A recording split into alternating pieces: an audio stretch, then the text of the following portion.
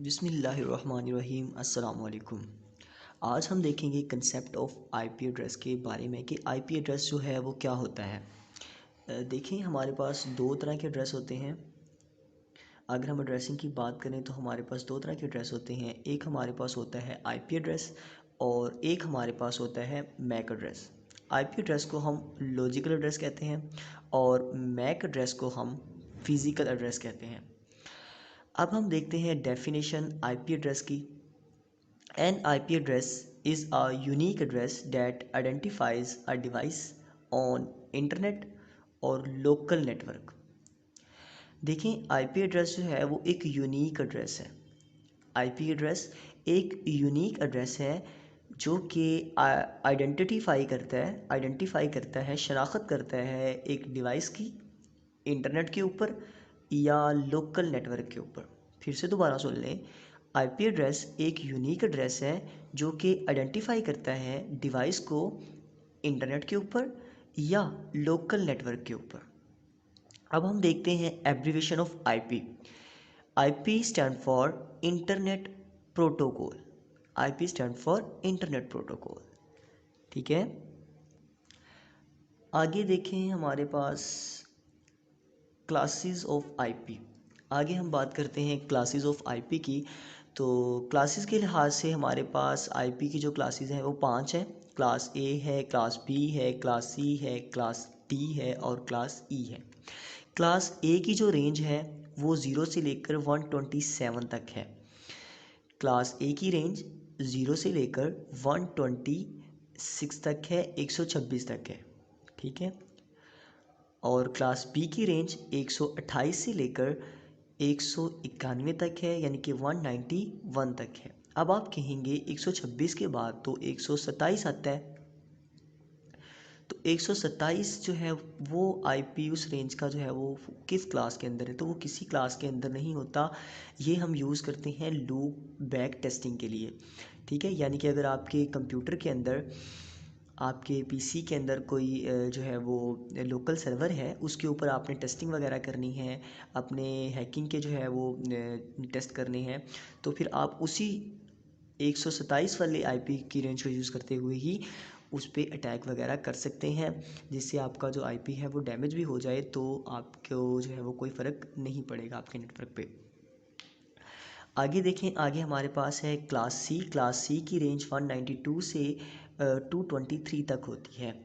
ठीक है, तो ये साथ में मैंने एग्जांपल दी है कि इस तरह की रेंज का जो आईपी होगा, जब जैसे ही आप देखें 120 से 126 के दरमियान कोई भी आईपी देखें तो आपको पता चल जाए कि ये आईपी जो है वो क्लास ए से बिलोंग करता है। ठीक है, इसी तरह अगर आप इस रेंज में कोई आईपी देखें 128 से 191 की रेंज में कोई आईपी देखें तो आपको पता चल जाए कि ये आईपी जो है वो क्लास बी से बिलोंग करता है। इसी तरह क्लास सी का जो आईपी रेंज है वो 192 से 223 तक है। और इस तरह इसकी जो है वो एग्जांपल है कि अगर आप 192 या 192 से 223 के दरमियान कोई भी आईपी देखें तो आपको ये पता चल जाए कि ये आईपी जो है वो क्लास सी से बिलोंग करता है। आगे देखें हम, क्लास डी जो है वो उसकी रेंज 224 से 239 तक होती है और ये आईपी जो है, इस रेंज के आईपी रिज़र्व हैं मल्टीकास्टिंग के लिए। ठीक है, इसे हम स्पेशल पर्पस के लिए यूज़ करते हैं इन आईपी को। इन आईपी की जो रेंज है 224 से 239 तक, ये मल्टीकास्टिंग के लिए यूज़ होते हैं। ये रिज़र्व कर दिए गए हैं मल्टीकास्टिंग के लिए। उसके बाद क्लास ई की बात करें तो इसकी रेंज 240 से 255 तक है और ये आईपी भी रिज़र्व किए गए हैं रिसर्चिंग पर्पस के लिए। ठीक है, और यानी कि रिसर्चिंग या डेवलपमेंट का हमने कोई काम करना है तो हम इस तरह के आईपी को यूज़ करते हैं जिनकी रेंज 240 से 255 तक हो। आगे देखें हमारे पास, अगर हम बात करें आईपी एड्रेस के पार्ट की, तो आईपी एड्रेस के ऑक्टेट को दो हिस्सों में डिवाइड किया जाता है। एक हिस्से को हम नेटवर्क आईडी कहते हैं और दूसरे हिस्से को हम होस्ट आईडी कहते हैं। नेटवर्क आईडी को हम 1 से डिनोट करते हैं और होस्ट आईडी को हम 0 से डिनोट करते हैं। ये देखें, आईपी के ये 4 ऑक्टेट हैं, ये 1 ऑक्टेट है, ये 2 है और ये 3 है और ये 4 है। अगर हमारे पास इस तरह का कोई आईपी लिखा हुआ है 172.168.1.0.102 इस तरह का कोई आईपी लिखा है तो उसके 4 ऑक्टेट हैं और हर ऑक्टेट में 8 बिट जो है वो डाटा स्टोर हो सकता है। ठीक है, देखिए ये 8 बिट मैंने लिखा है, ये एक 8 बिट जो है वो एक ऑक्टेट का साइज़ है और ये दूसरे ऑक्टेट का भी 8 बिट साइज़ है, तीसरे ऑक्टेट का भी 8 बिट साइज़ है और चौथे ऑक्टेट का भी 8 बिट साइज़ है। तो देखिए अगर हम 3 क्लासेस की बात करें, क्लास ए के अंदर एक नेटवर्क होस्ट होती है, एक नेटवर्क होता है, आईडी होती है और 3 जो है वो होस्ट आईडी होती हैं। ठीक है, इसी तरह अगर हम क्लास बी की बात करें, क्लास बी के अंदर 2 नेटवर्क आईडी होती हैं और 2 ही होस्ट आईडी होती हैं। अगर हम क्लास सी की बात करें, क्लास सी के अंदर 3 नेटवर्क आईडी होती हैं और 1 होस्ट आईडी होती है। अगर हम आईपी के वर्जन की बात करें तो 2 वर्जन हैं आईपी एड्रेस के। आईपी के एक हमारे पास होता है आईपी वर्जन 4 और एक हमारे पास होता है आईपी वर्जन 6। इन दोनों में डिफरेंस देखते हैं, आईपी वर्जन 4 में और आईपी वर्जन 6 में डिफरेंस क्या है। देखें हमारे पास आईपी वर्जन 4 के अंदर जो है वो हम इसको डिवाइड कर देते हैं 4 ग्रुप्स के अंदर। अगर आप एग्जांपल देखें यहाँ पे नीचे आईपी वर्जन 4 की 172.168.1.105 देखें तो यहाँ पे पहला ये ग्रुप है, दूसरा ये ग्रुप है और तीसरा ये ग्रुप है और चौथा ये ग्रुप है। ठीक है, तो हमने इसको जो है वो 4 ग्रुप्स के अंदर डिवाइड किया हुआ है। तो इसीलिए हम यहाँ पे बताते भी हैं कि हम आईपी एड्रेस आईपी वर्जन 4 को 4 ग्रुप्स में डिवाइड करते हैं और groups are separated by dot और हर एक ग्रुप को अलग करते हैं एक डॉट के साथ। तो आपको नज़र आ रहा है कि यहाँ पे हमने एक डॉट के साथ इन दोनों ग्रुप्स को अलग अलग किया हुआ है, एक अलग ग्रुप है, ये एक अलग ग्रुप है और इन दोनों को अलग किया हमने डॉट के साथ।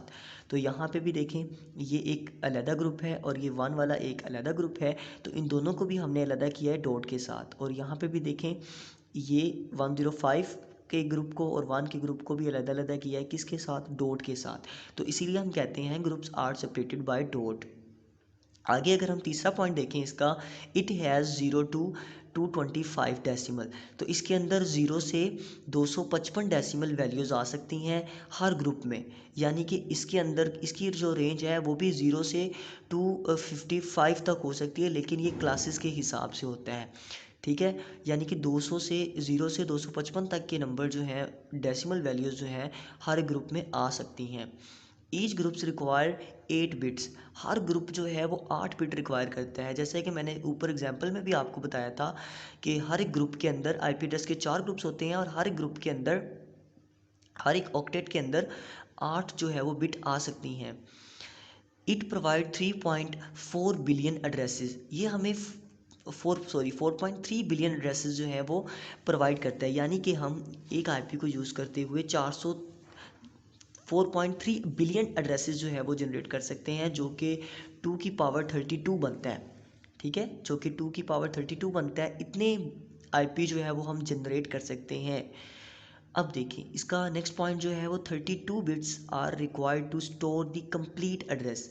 एक मुकम्मल एड्रेस को स्टोर करने के लिए हमारे पास जो है वो साइज़ जो है वो इसका इतना होना चाहिए, 32 बिट्स। और ये इसकी एग्जांपल है कि इस तरह के जो आईपी होते हैं उन्हें हम कहते हैं कि आईपी वर्जन 4 है। ठीक है, आगे अगर हम देखें आईपी वर्जन 6 की बात करें तो इसमें हम जो है वो ग्रुप्स को डिवाइड कर 8 ग्रुप्स होते हैं इसमें। ठीक है, इसके अंदर 8 ग्रुप्स होते हैं, आप देख भी सकते हैं यहाँ पे नीचे एग्जांपल अगर आपको नज़र आ रही है तो देखिए 8 ग्रुप्स है और इनको हम जो है वो अलहदा कर रहे हैं, सेपरेट कर रहे हैं कॉलन के साथ। ठीक है, दूसरा पॉइंट इसका यही है कि groups are separated by colon, हम इसके अंदर ग्रुप्स को जो है वो सेपरेट करते हैं कॉलन के ज़रिए। तो देखें ये एक अलहदा से ग्रुप है और ये एक अलहदा से ग्रुप है और इनको हमने जो है वो अलहदा किया है किसके ज़रिए, कॉलन के ज़रिए। तो इसका जो तीसरा पॉइंट है, इट हैज़ 4 हेक्साडेसिमल डिजिट्स, इसके अंदर जो है वो 4 हेक्साडेसिमल डिजिट्स आ सकते हैं हर एक ग्रुप में। मुझे पता है आपको इस बात की समझ नहीं आई, तो देखिए मैं आपको दिखाता हूँ कि यहाँ पे हमारे पास इसकी जो रेंज है वो 0 से 4 टाइम एफ हेक्साडेसिमल डिजिट तक होती है और इसकी जो डेसिमल वैल्यू है वो है 65,535। ठीक है, आगे इसका जो नेक्स्ट पॉइंट है वो देखें, ईच ग्रुप रिक्वायर 16 बिट, यानी कि हर ग्रुप को 16 बिट्स जो हैं वो रिक्वायर होती हैं। आगे इसका पॉइंट जो है वो इट प्रोवाइड्स 340 ट्रिलियन एड्रेसेस, ये हमें 340 ट्रिलियन एड्रेसेस जो है वो प्रोवाइड कर सकता है। ठीक है, तो जिसकी 2 की पावर बनती है 128। ठीक है, जबकि इसके अंदर 2 की पावर बनती है 32 और यहाँ पे बनती है 2 की पावर 128। आगे देखें, 128 bits are required to store the complete address. 128 bit की ज़रूरत होती है इसके मुकम्मल एड्रेस को स्टोर करने के लिए, जबकि IP वर्जन 4 के मुकम्मल एड्रेस को स्टोर करने के लिए 32 बिट्स की ज़रूरत होती है, और IP वर्जन 6 के मुकम्मल एड्रेस को स्टोर करने के लिए हमारे पास 128 बिट की हमें ज़रूरत होती है। आगे देखें, इस तरह की एग्जांपल अगर आपके पास आती है, इस तरह का कोई IP लिखा हुआ है, तो वो जो है वो IP वर्जन 6 की एग्जांपल होगी। नेक्स्ट हम देखते हैं हमारे पास यूजेस ऑफ IP को हम जो है वो प्राइवेट IP भी यूज़ कर सकते हैं, पब्लिक IP भी यूज़ कर सकते हैं। देखें, अगर आप अपनी पर्सनल डिवाइस को कनेक्ट करते हैं अपने पर्सनल यूज़ के लिए, अगर आप अपनी पर्सनल डिवाइस को कनेक्ट करते हैं पर्सनल यूज़ के लिए, तो फिर आप प्राइवेट IP एड्रेस को यूज़ करते हैं। पब्लिक IP एड्रेस क्या होता है?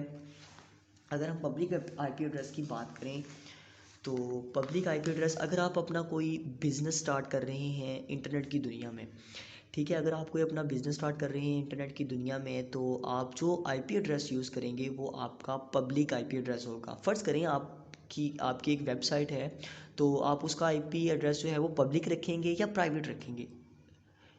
बिल्कुल, आप उसका IP एड्रेस जो है वो पब्लिक रखेंगे, क्योंकि आप जब अपनी वेबसाइट को पब्लिक करेंगे तो ही लोग आपकी वेबसाइट पे विज़िट करेंगे ना, तो फिर आपको उसका IP एड्रेस जो है वो पब्लिक रखना पड़ेगा। ठीक है, तो पब्लिक IP एड्रेस जो है वो हमें ISP प्रोवाइड करता है। पब्लिक IP एड्रेस के ज़रिए ही हम इंटरनेट से कनेक्ट हो पाते हैं। ठीक है, तो मुझे उम्मीद है कि आपको IP के बारे में काफ़ी ज़्यादा आपके जो आप कंसेप्ट है, काफ़ी ज़्यादा कन्फ्यूजन है वो दूर हुई होगी। तो मुझे दीजिए इजाज़त।